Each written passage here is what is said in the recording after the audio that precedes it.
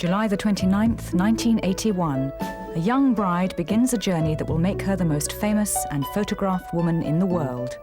The heir to the British throne had finally chosen his future queen. It was a 20th century fairy tale come to life. 10 years on, Diana, Princess of Wales, is a public figure of world stature, a modern-day icon for beauty and glamour, the photogenic centerpiece of British royalty. As a leading player on the international stage, she's constantly in the limelight. Everywhere she goes, the cameras follow. But she's also known as the caring princess, and it's this natural openness and charm that has created a truly captive audience. She believes in reaching out and making contact. Communication is what it's all about, whether it's at the White House, on a formal visit to the Vatican, or just passing the time of day on a building site in Australia. A polished and confident public performer, she's managed to bring a spontaneity and sense of fun to the role of royal consort. Hers is an irresistible combination of enthusiasm and spectacular style, and her public react with genuine warmth and affection. It's a unique relationship. For herself, she's achieved the difficult balance between her public and private life as a wife and mother. But on the day she set off on her honeymoon, all this lay ahead. The gradual emergence of a poised and mature princess from the young novice of only 20 needed expert advice, careful grooming, and determination. Undaunted by the weight of royal protocol, Diana's strength of character has led her to a style all her own. Shy Di has come a long way.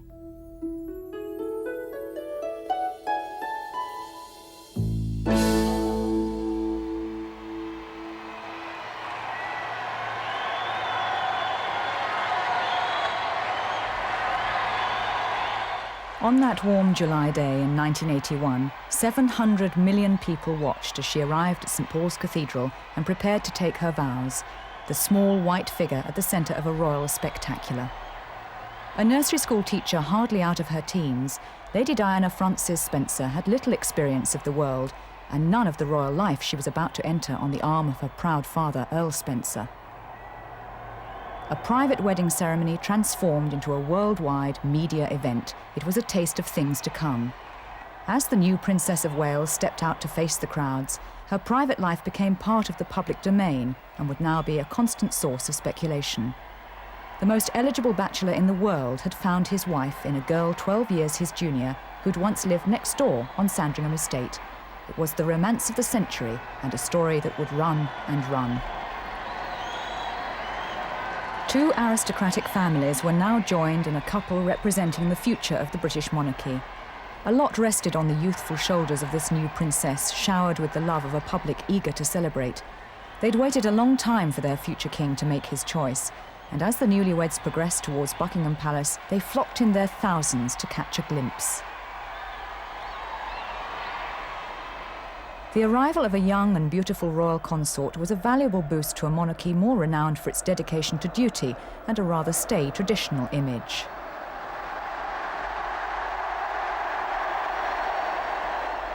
She brought a sudden breath of fresh air, the promise of a new era of glamour and style.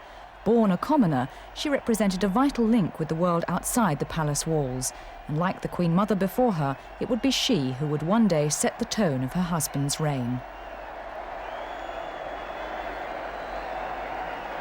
But first, it was a case of learning the ropes. Prince Charles had wanted to bring his new bride to meet the Welsh people as soon as possible, and crowds filled the streets for a chance of seeing their first Princess of Wales for over 70 years. A 3-day tour of continual walkabouts, functions and speeches, it was a daunting ordeal for any royal newcomer, and to begin with, Diana was careful to follow her husband's lead. But the warmth of the reception and her own enthusiasm soon took over, and she launched into her new role with increasing confidence. Her youth and charm made her an instant success with all age groups, but children still got special attention. She seemed a natural at the complex technique of the walkabout. A chat here, a touch there. She showed an intuitive feel for what was required. But Wales in October means the inevitable downpour, and by the 3rd day, the royal party was having to take cover. There were even thoughts of going home. But many in the crowd had been waiting for over 3 hours, and she seemed determined not to let them down. This was no fair weather princess. Rain or not, the people had come to meet her, and she obviously felt that the least she could do was stay and say hello. The final dinner celebrated a successful first tour and the Welsh people's evident pride in their new princess. The latest addition to the royal family firm was beginning to find her feet. On the home front, she'd begun the enjoyable task of decorating Highgrove, a 9-bedroom mansion in Gloucestershire. Charles had bought it the previous year for £800,000, and they set about creating a comfortable home environment away from the public eye. With the help of designer Dudley Poplack, Diana concentrated on the interior, while Charles planned a beautiful garden on the grand scale. It's an elegant country retreat in the true English tradition.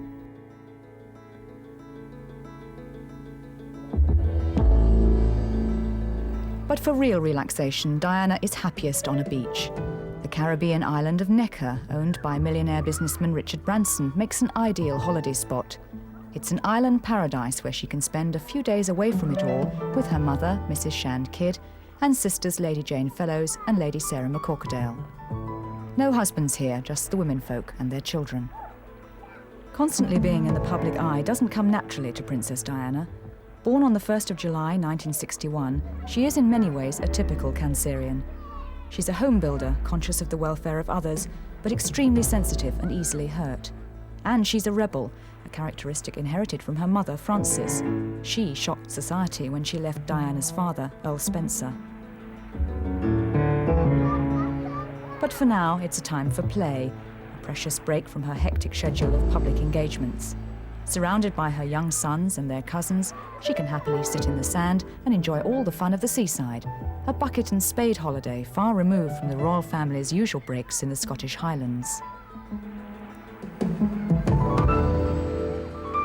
But despite this love of foreign travel, the Spencers can claim more aristocratic English blood than the royal Windsors themselves, and annual visits to Scotland do bring the Prince and Princess of Wales together for more traditional holidays.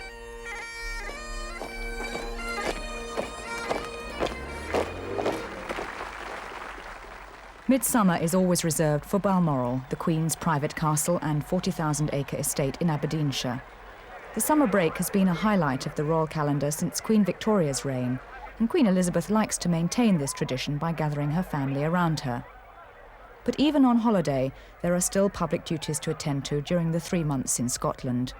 At the famous Braemar Highland Games, the royal family are welcomed to the local celebrations by the Lord Lieutenant of Aberdeenshire.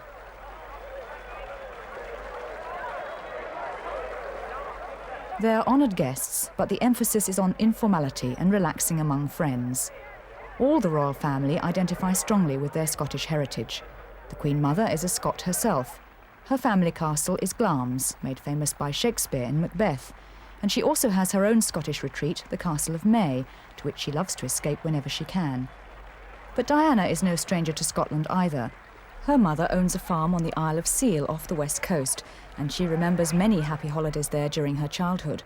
Although she now prefers to head for the sun, this early experience allows her to appreciate the traditions of the royal family in Scotland. She also enjoys the opportunity to play on the tartan theme. She's chosen a dress by Catherine Walker with a matching tam o' shanter hat. Prince Charles, of course, always wears one of his many kilts, but Diana's variation is perfect for the occasion. Her vivacious personality makes her a welcome visitor each year, and she's warmly greeted by Frances Farquharson, wife to the Laird of Invercald.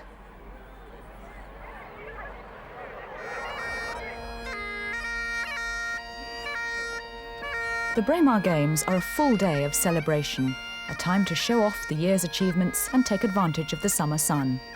Bagpipes and dancing, all ages join in and competition is fierce. For non-participants, it's a spectacle to sit back and enjoy, and there's plenty to watch and comment on, with throwing the hammer only one of the many ancient sports on show. But it's on the other side of the world, amongst the surf and sand, where the whales are perhaps most relaxed. Both enjoy the informality of Australian life, the chance to loosen up in a culture dominated by the great outdoors. On a beach near Sydney, the lifeguards are battling the waves during the carnival, and it falls to Diana to present the winning trophy. No formal dress is required, just the usual headgear and protective sun cream. It certainly makes a change from inspecting the guard at home, and when there's a request for a royal stand-in, Diana's happy to oblige. Becoming part of such a distinctive lineup is too good a chance to miss, a macho photo opportunity only Australia could dream up. Suddenly, a princess is just one of the boys, although shoes do give her the advantage of height. Even more formal occasions were an excuse for some fun and a quick slide. They'd come to help celebrate the bicentennial, and the festive spirit was definitely infectious. Charles spent a year at school in Australia and always receives a particularly warm welcome, so much so that there were once plans to make him Governor-General. Diana too has connections with Down Under, as before marriage she often visited her mother's Australian ranch. As the focus for a nation celebrating its birth, Sydney Harbour was a spectacular sight. For once, the royal couple could just sit back and become part of the thousands enjoying the public displays of national pride. Even the royal launch had to take its turn in the mass of boats trying to cross the harbour, and finally admit that, for today at least, Australia ruled the waves. But the Aussies had another surprise up their sleeve. Unexpected cannon fire guaranteed to add some excitement and cause much mirth between a princess and her lady-in-waiting. The razzmatazz of Australian hospitality has great appeal for both of them. It's even inspired Prince Charles to take the floor. For all three of their tours, the opening dance became an expected ritual, a public display on a musical stage.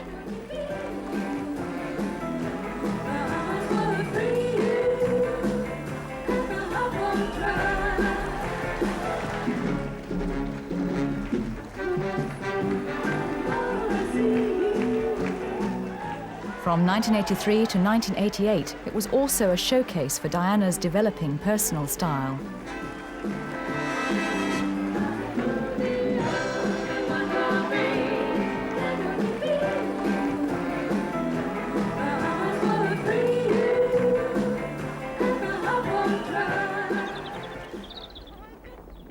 Diana excels in the role of the fashionable young woman.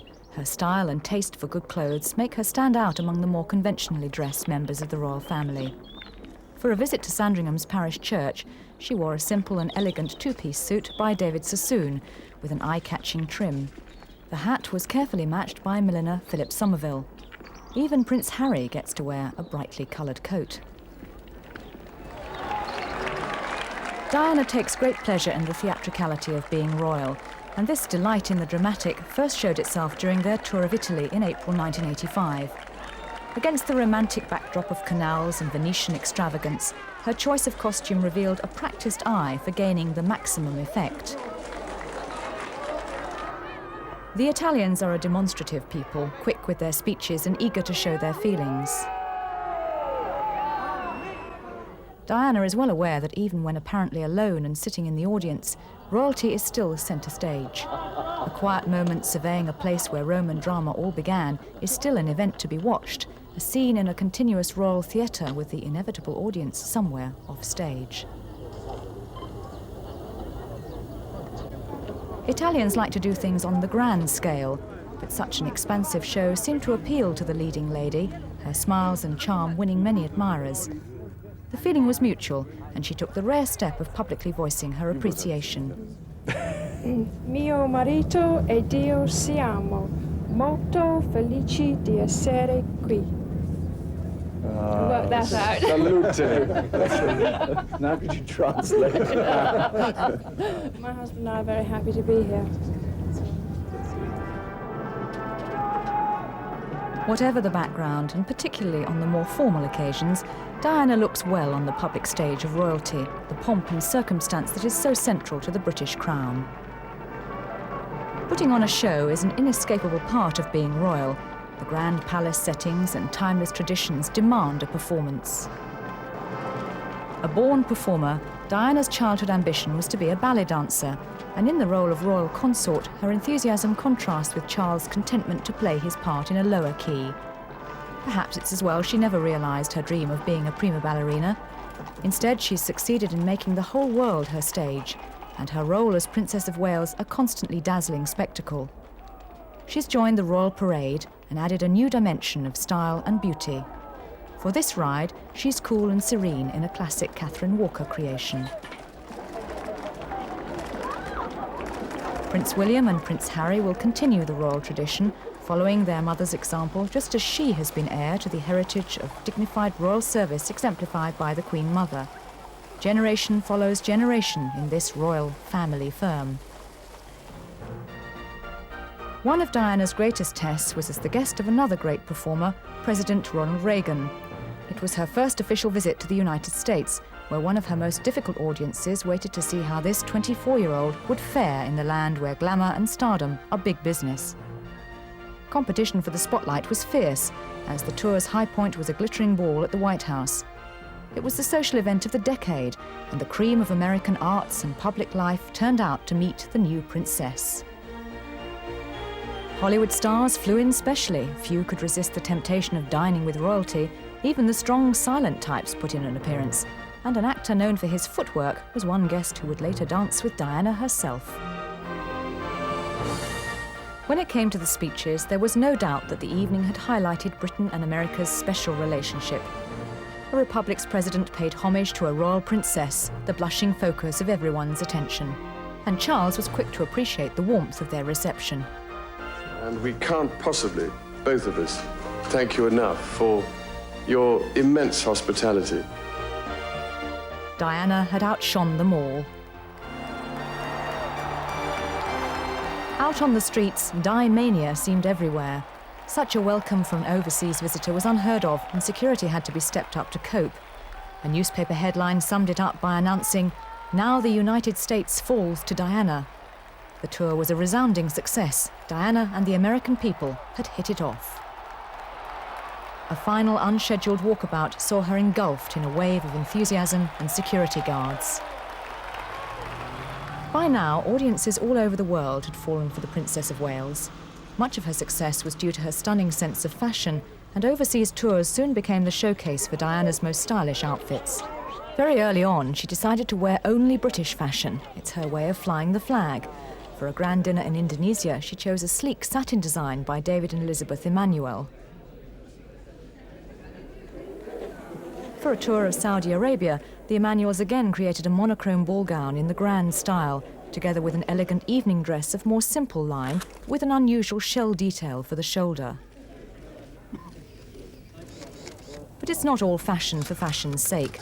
Her clothes often reflect the customs of the country she's visiting. In Japan, she picked out the motif of the rising sun, and her hosts returned the compliment with a gift of their national dress. In Hong Kong, purple and red gave an immediate Chinese flavour, and she added a pagoda-style point to her hat. And for a visit to Paris, she broke her British-only rule and arrived in a Chanel creation. It was the ultimate compliment, and although it was back to British design for the rest of the trip, the fashion capital of the world was charmed. At the Élysée Palace, the cross-channel accord suddenly found a new focus. But at home, clothes are not a priority. As she said herself, clothes are for the job.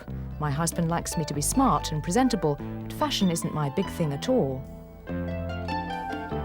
Her private wardrobe certainly favours the relaxed look, with a surprising touch of rakish masculinity.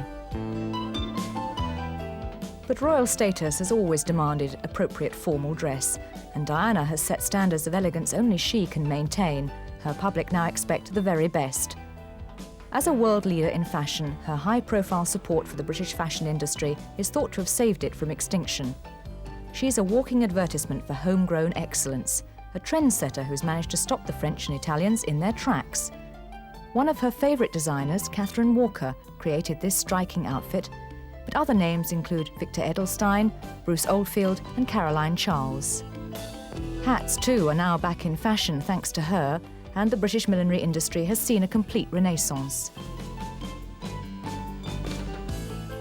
But such style doesn't come cheap. In a decade, she's built up a wardrobe worth over £1.2 million, with more than 750 different outfits. There have been accusations of extravagance, but she's now expected to live up to her stylish reputation. Just the grooming of her hair by trusted advisor Richard Dalton has an annual bill of £10,000, and jewellery, both real and costume, is another expensive but necessary finishing touch. But most of the cost is met by an allowance from Charles' hereditary estate, the Duchy of Cornwall, and the Foreign Office tops it up for the extra demands of overseas tours. A large wardrobe is one of the perks of the job, but she's far from being just an elegant clothes horse. She shares Prince Charles' strong sense of public duty and sees her real worth as someone who can use her position to good effect. On a visit to a charity event in London's East End, she reveals a knack of making everyone she meets feel important. Where am I going?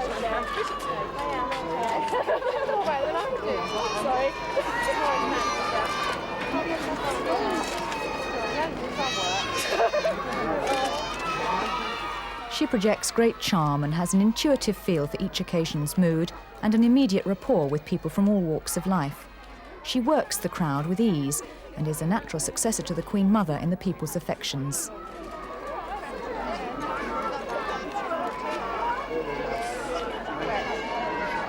Above all, she's a communicator.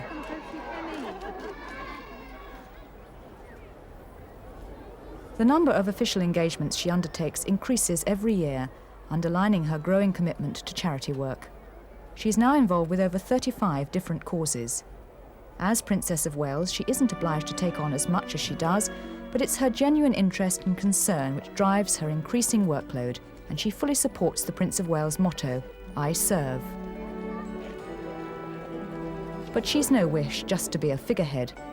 Her style is to get right down to ground level and give as much help as possible. And charity work is by no means a soft option. Her determination to combat such problems as drug abuse, AIDS and alcoholism has shown she's not afraid to work at the sharp end of social problems.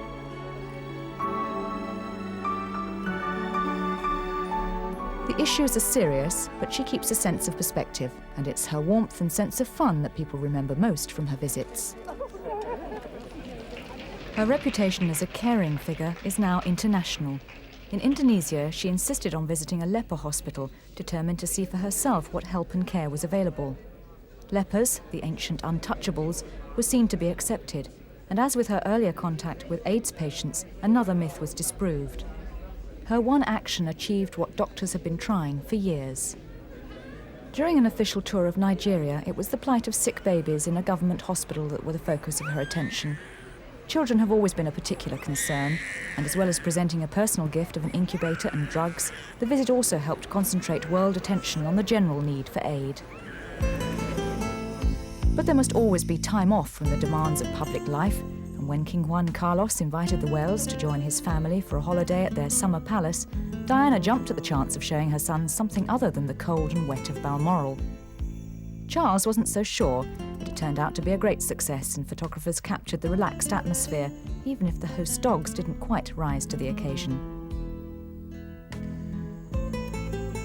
Compared to the strict routines of British royal households, the Spanish royals prefer to keep formalities to a minimum, and at their holiday retreat on the island of Majorca, Juan Carlos and his wife, Queen Sofia, encouraged guests to adopt their more flexible ways. Under the warm Mediterranean sun, a more relaxed Prince Charles seemed to emerge in casual short sleeves and boating shoes. For Diana, too, the sun worked its charm. Motherhood fulfilled one of her earliest ambitions, and as her second son had now reached the age of wanting to explore, she seemed to particularly enjoy watching his curiosity develop. Such a huge crowd of press photographers was obviously a little daunting to begin with, but a 3-year-old looks to his elder brother for a lead, and the more experienced Prince William was already sizing them up.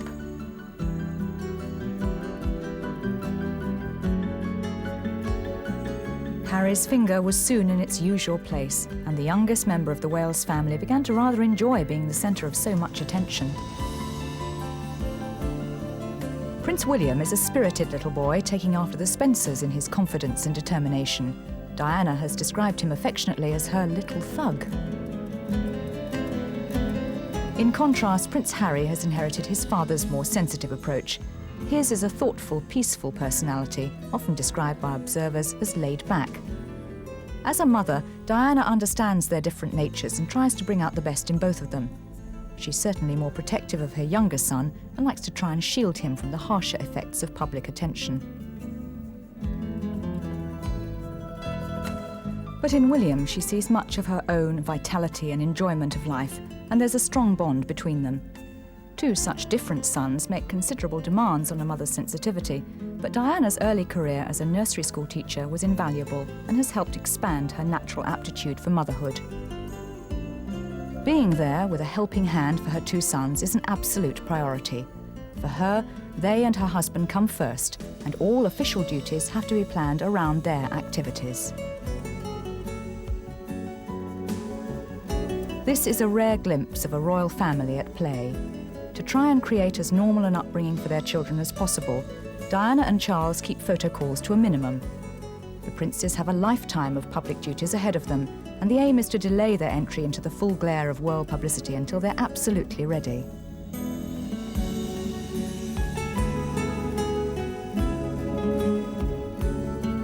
Just now, they're two boys enjoying a Spanish holiday with their parents.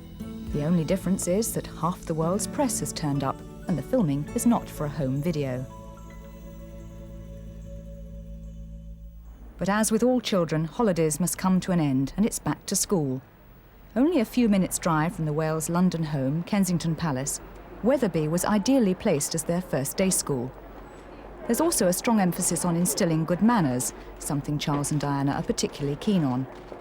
William, already a seasoned pupil, strides ahead, and on this, his very first day, Harry again follows his brother's lead, with Diana on hand, as always, to see him settled in.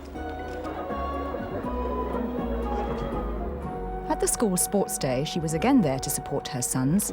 It's an important fixture in any child's calendar, a day not to be missed. Wetherby's 120 boys range from 4.5 years to 9 years old, and are mainly from local, affluent families. Amongst the excited crowd of parents, Diana was for once just another mum, free of the responsibility of having to give a performance herself. A day off from public duties, all her thoughts were focused on encouraging Harry in his first competition. And the race was on. A natural sportswoman herself, Diana's enthusiasm was infectious, and Harry ran a true course straight into his mother's waiting arms. Though not amongst the winners, he was still carried off in triumph by his proud mum. There's a strong sports tradition on both sides of the family. The Windsors excel in horsemanship, the Spencers in swimming and tennis. Prince William's race was on next, and exuberant as ever, the heir to the throne was on the start line raring to go. William finds it difficult to keep still even for a moment, and now there's just time for a quick dance routine to get wound up for the race.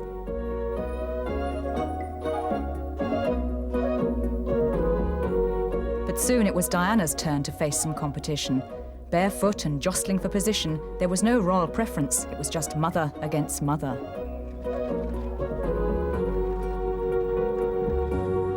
But her efforts paid off, a wide smile, and it was a photo finish. "It's the first time in my life I've ever won anything like this," she said. But outside, the press pack waits. In her role as the people's princess, media interest is unrelenting, and dye mania is a massive industry. There's little escape from the probing lenses of the world's press. This photo opportunity in Closters took place the day before Charles narrowly missed death in an avalanche which killed his friend, Major Hugh Lindsay. Since the tragedy, Diana no longer accompanies her husband on skiing holidays, but she enjoys the sport despite the occasional tumble. Fergie's arrival on the royal scene coincided with Diana's own need to expand her personal horizons. With both sons at school, she now had time on her hands and wanted to break out of the tight circle of friends Charles provided. Sarah Ferguson showed the way by introducing her to a younger set and proving the value of just having fun. The Fergie factor was to be the catalyst in Diana finding herself during her mid-20s. For the new, confident Diana, the Duchess of York soon became a trusted friend, as well as the provider of a great many laughs. Both have sharp wits and share the same irreverent sense of humour. As a royal duchess, now confined within the same palace protocol, Fergie was the one person with whom she could really let off steam, a vital safety valve for a princess beginning to flex her independent muscles. As sisters-in-law, they enjoy an alliance of mutual support based on friendship and a commoner's need to never take the humbug of royal life too seriously. Together, they've also brought valuable new blood into a family which is essentially of German stock. By diluting the Windsors' European-based bloodline, they have at least ensured that future generations will be able to claim a more British ancestry. In practical terms, Fergie has taken the pressure off Diana to always be the one on duty. On this occasion, it's the Duchess of York's turn to do the honours at the end of a polo match at Smith's Lawn, and Diana is able to sit back and enjoy the luxury of just being a mum on the sidelines, even if her eldest son is getting fidgety. Today, it's a real family affair with Charles in the winning lineup of his Maple Leaf team. But William has lost interest, and it's up to Diana to try and instill some enthusiasm. The prize giver hurries back to get in out of the rain and is greeted by a young spectator with a sudden revived interest. But it's immediately back to the safety of mum and a pensive suck of a finger. There's certainly a lot of waiting around at polo matches, but the players do finally come in off the field, and if your dad has just won the major prize, it's worth giving him an enthusiastic welcome.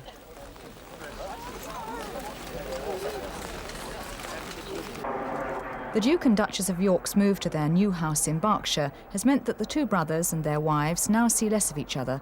But with Fergie's father, Major Ferguson, acting as Charles' polo manager, weekend matches are a favourite meeting place for the whole family. Fergie's status may be of lower ranking, but together it will be these two women who will shape the future style of royalty, and her initial influence was certainly vital in the emergence of a more independent Princess of Wales. But 10 years earlier, Diana had a very different outlook. It was the day the engagement was formally announced, and a sapphire and 14 diamonds meant the fulfilment of all her dreams. At only 19 years old, she'd found her prince. A fresh and natural teenager, she saw Charles as the mature older man of romantic fiction, someone of experience to lead her through life. As a future king, Charles' choice of wife was critical, but it seemed a match made in heaven. Beautiful, aristocratic, and with no embarrassing past, she had all the right attributes, and what's more, she was deeply in love. As one observer commented, if Diana hadn't come along, she would have to have been invented. By the time she took on her first overseas tour in Australia in 1983, the new princess had already acquired much of the technique and polish expected of a royal consort. As she admitted, "My husband has taught me all I know." She was beginning to grow into her public role, and despite the 96-degree heat, still managed to retain a youthful spontaneity. She described the tour as a baptism of fire, but enjoyed the Australians' exuberance, and for a school's broadcast was willing to answer a question on what was Prince William's favourite toy. Jamie, he loves his koala bear he's got. But he hasn't got anything particular. He just likes something with a bit of noise.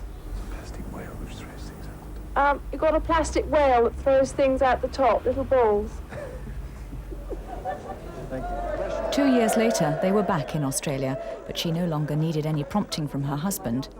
Poised and mature, she was ready for anything, even a walkabout amongst a crowd of construction workers in Canberra. Amused by the unusual use of a T-shirt, it was immediately hands in pockets for an in-depth discussion on the best headgear for protection against the sun. With a unique balance of dignity and relaxed charm, a public figure of true professionalism had come of age. But there was still the occasional glimpse of the shy Di of old. Experience and grooming had certainly resulted in a more confident Diana, but her natural shyness could sometimes show through. As hostess, while Charles played polo at Windsor, she handled her guests such as King Constantine and his wife Queen Anne-Marie with finesse, but also seemed unsettled by suddenly having to mix the formal with the informal. The etiquette amongst European royalty can get quite confusing, and the balcony at Smith's Lawn was an awkward space in which to say goodbyes. But never one to put on airs and graces, Diana has always been herself. Crown Prince Paul of Greece was given a formal farewell, but with an added smile and joke. Her status as wife to Prince Charles had made deference her due, but there was no hint of stuffiness. Strict formalities hadn't succeeded in changing her down-to-earth outlook, and a little shyness was just part of her natural charm. Marriage had also meant getting used to Charles' passion for playing polo. For him, it's the perfect way to relax and let off steam in the jostle of a good match. His family are frequent spectators, and the preferred form of transport is Charles' most treasured possession, his Aston Martin. But on occasion, he's had to remind his wife not to use its bonnet as a seat. Caught out, there's an embarrassed retreat, but she inevitably sees the funny side of any situation, and at least the horses are friendly. As heir to the British throne, Charles' marital state is seen as having direct relevance to the health of the monarchy, and the royal couple's relationship is closely watched. They're a high-profile double act, with all the attendant pressures that can put on a personal life.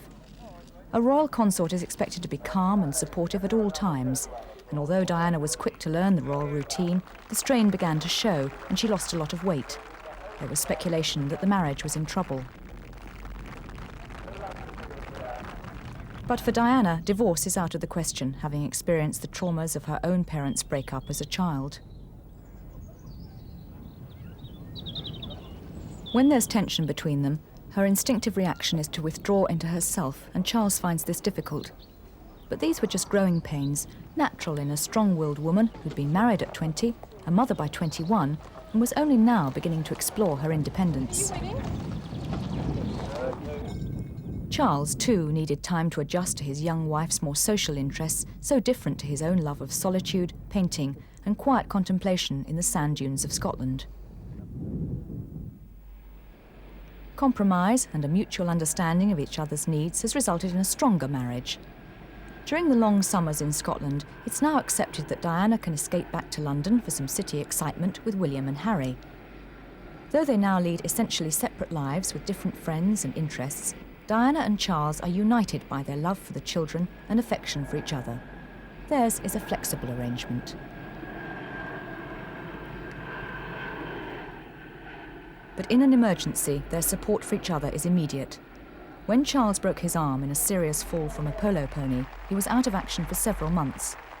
Diana took on his duties and helped him through this difficult and painful time. Full of surprises, their life takes them to every part of the globe, and only they can truly appreciate each other's problems in this endless round of public duties. They interact smoothly as a professional team. A children's race on the sidelines results in a neck-and-neck photo finish, much to their amusement. It's a rare moment of light relief in the heavy schedule of a golf tour. Carefully dressed to observe local custom, Diana is immediately taken with the relaxed seating arrangements for lunch, almost forgetting to make room for her husband. They share a wry sense of humour, and such a novel eating position causes mutual amusement. With a shorthand of glances and gestures, they have their own language of communication, a personal form of emotional sustenance during the long periods of public exposure.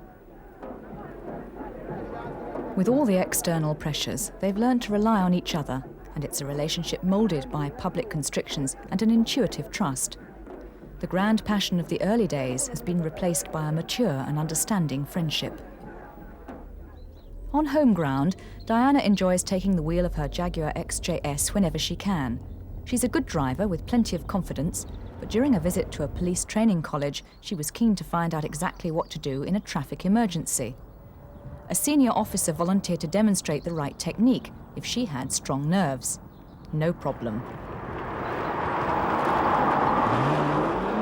In true police style, she was driven onto the practice track and taken for a quick spin. Hold up,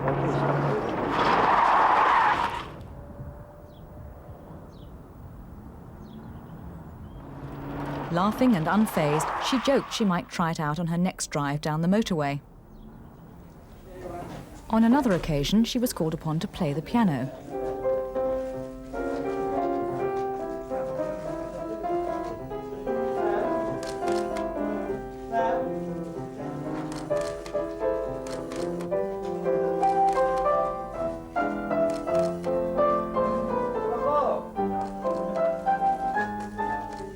Her impromptu performance at an Australian music school certainly found an appreciative audience.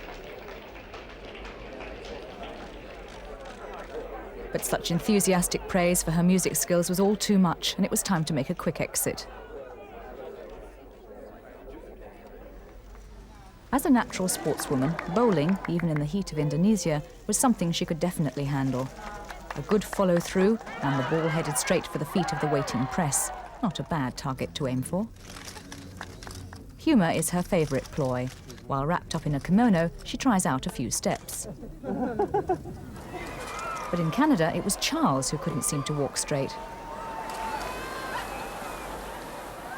In Diana, laughter is never far from the surface, but in the heat and humidity of Asia, it was too exhausting to even think of trying to laugh.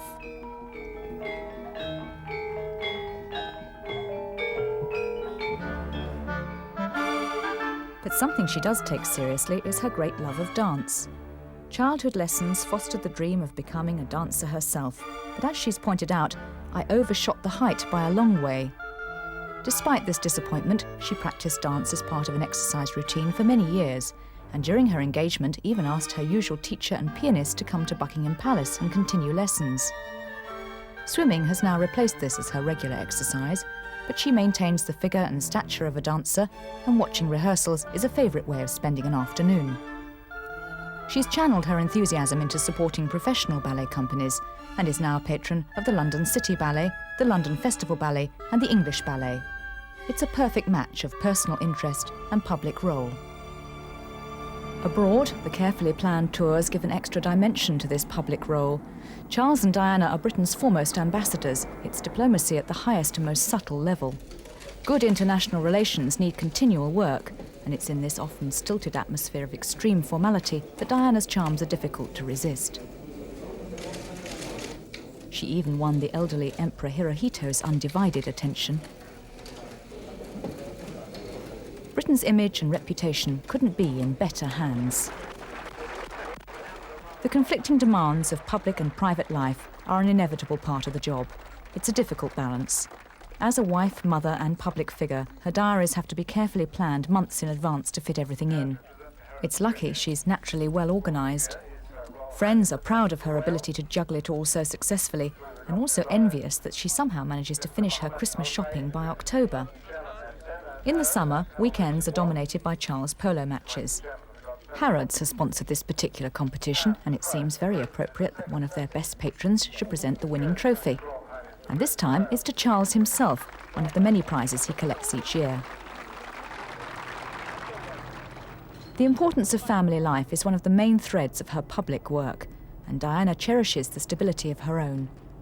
The European royals form a small elite group, and together they can relax and just enjoy the activities of a family on holiday, even if they do have to line up for the usual photo call. There may always be the insatiable curiosity of the paparazzi, but at least Juan Carlos' yacht Fortuna can provide a quick getaway. Public duties and the stress of always being under a spotlight can be exhausting, and quiet times soaking in the sun with a good book are vital to recharge the batteries. If this can be done on a beach in the Caribbean, all the better, and despite the presence of roving cameramen, Diana is never afraid to strip down to a bikini. It's her holiday time, and she likes to take full advantage of the sun's rays, even if her sister Jane is more bashful and prefers to keep her fair skin undercover.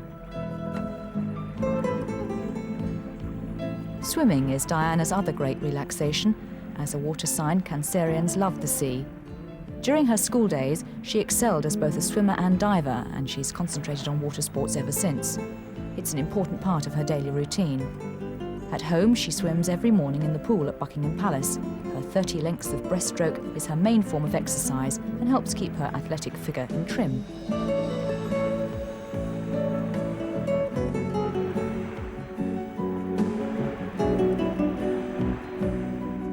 Swimming is also a natural therapy, a way of summoning the reserves needed for the day's duties. But for now, the pressures of public life can be forgotten, even if offshore patrols still have to repel boatloads of intrepid photographers. Sun, sea and sand are her favourite combination, and whether in the Mediterranean or Caribbean, she feels at home in the traditional playgrounds of the wealthy. It's all a far cry from the chilly pleasures of the Queen's royal estates, but for Diana, it's a true escape. Membership of the British royal family demands sacrifices. Spencer relations, even her mother, have had to step back and allow Diana to be fully integrated into the close-knit world of her in-laws. The Queen is pleased with how her daughter-in-law has settled in and well aware of her role in revitalising the monarchy's image. At the Queen Mother's 90th birthday celebrations, 4 generations of the royal line were on show, and the public's continuing affection for their royal family was obvious.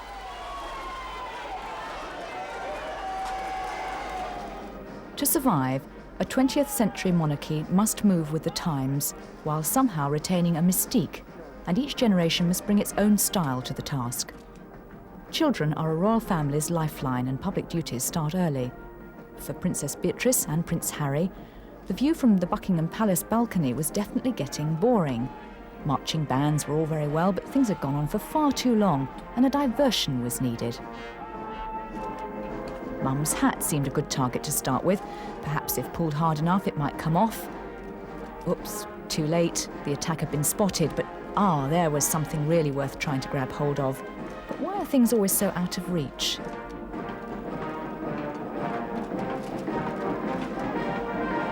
There is the music, I suppose. Why not try a quick dance? We can practice a few steps.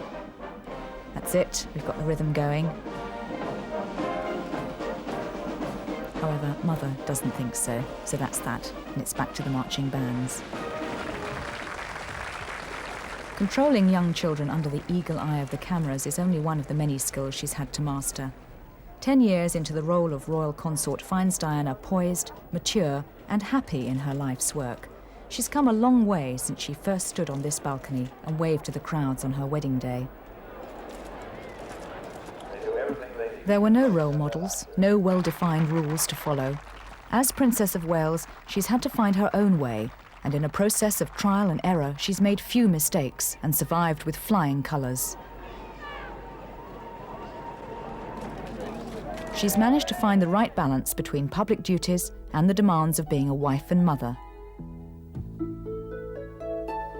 Amongst all the pomp and ceremony of the world's oldest surviving monarchy, she's retained her openness and charm, and it's her sense of fun that has most contributed to her success. Her experience has moulded her into a much-admired public performer. Wherever she appears, she captivates her audience. Despite an average of at least one public engagement for every day of the year, her enthusiasm never wanes. The public have come to see her, and she's not going to let them down. Composed and confident, she's still the accessible face of royalty, someone people feel able to talk to, even confide in. Her style and beauty have brought an image of royalty to grace the pages of magazines and newspapers all over the world, and her determination to only wear British fashions in public is a unique contribution to a national industry. As she reaches her 30th year, she radiates an inner peace. Comfortable in herself and with her public routine, she's found a new vitality matched with a poised assurance. As one friend put it, she seems contented, satisfied in the company of her family.